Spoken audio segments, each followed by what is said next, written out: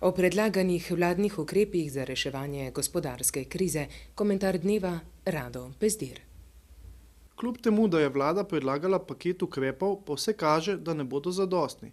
Ne samo zaradi tega, ker marsikateri izmed njih, denimo subvencioniranje delovnega časa, za marsikatero podjetje ne bo pomenilo kaj drugega kot samo začasno preložitev težav na kasnejše obdobje in hkrati znižanje izdatkov za socialne transferje, ampak predvsem zaradi tega, ker je javna poraba precej na visoki ravni, ki pa si jo ob znižanju gospodarske rasti težko privoščimo.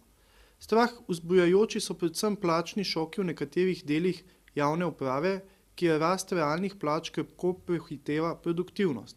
Zato je smiselno pričakovati nove korekcije zakonodaje, predvsem pri nadaljnji davčni razbremenitvi gospodarstva, ki bi pomenila znižanje stroškov delovne sile brez intervencije na račun tretjih podjetij in večjo likvidnost za investicijsko aktivnost.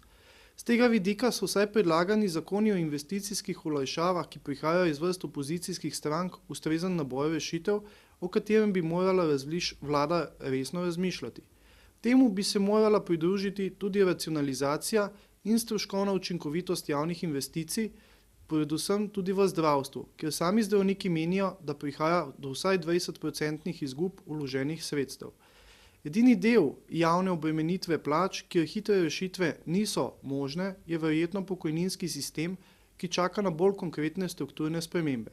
Če ne drugega, lahko vsaj pozdravimo izjave iz vladnih logov, ki se nanašajo na potrebo po zaustavljanju plač v javnem sektorju in zmanjševanje zaposlenosti v tem segmentu in prekinitve umetnega vzdrževanja že davno propadlih podjetij.